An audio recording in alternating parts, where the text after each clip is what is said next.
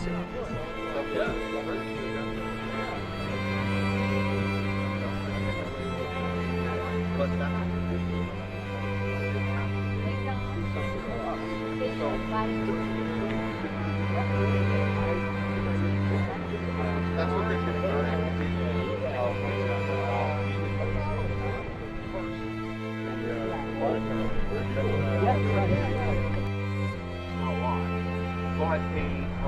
what's called a traction battery, golf cart battery, that kind of thing.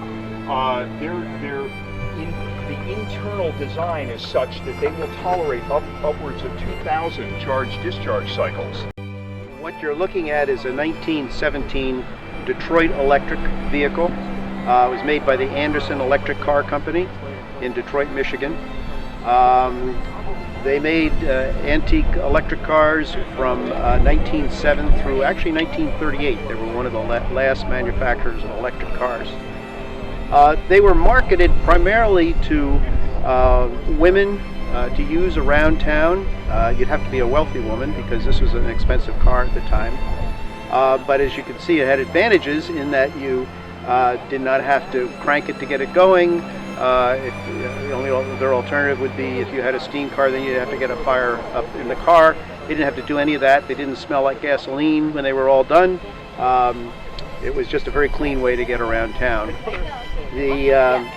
As you can see, the inside, the upholstery is made to look like a lounge or a living room at the time, and the driver sits in the rear seat and the passengers sit in the front seat, which at the time was the civil way to transport yourself. You didn't want to talk to the back of the head of someone. You wanted to socialize with them. You wanted to talk to their face.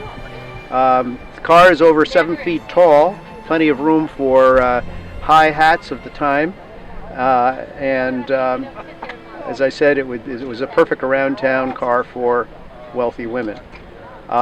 Technologically, it runs on lead acid batteries. You can see in the front. Well, that's why I wanted to do it like that. There are 7 lead acid batteries. They are modern. They are used in golf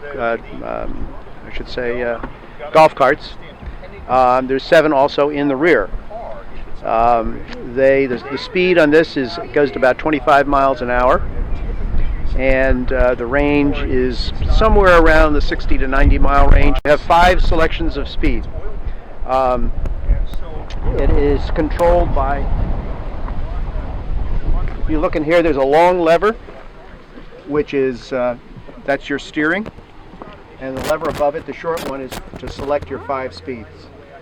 And the way they get the different speeds is either hooking the front batteries and the rear batteries up in parallel or series, and it gives you 2 speeds, and then the motor windings, the field windings, are either hooked in parallel or series. It's 4 speeds, and the 5th is achieved with a resistor, and that's when you start up.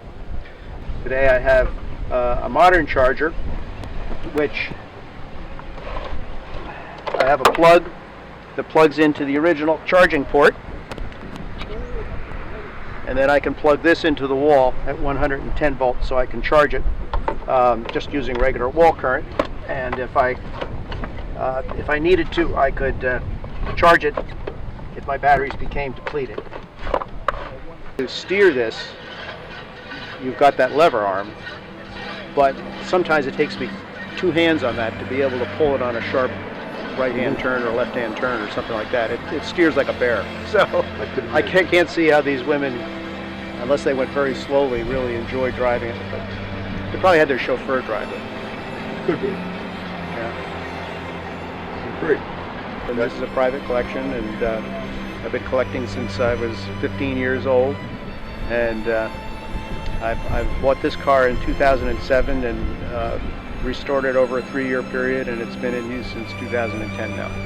It's beautiful. Yeah. I understand you also have a Stanley Steamer. Yes, I've got a couple Stanley Steamers, Model A Ford, and had a 1911 Cadillac for a while, and now looking for a Model T. So To round off the collection. exactly. You Excellent. can never have enough. Right, right.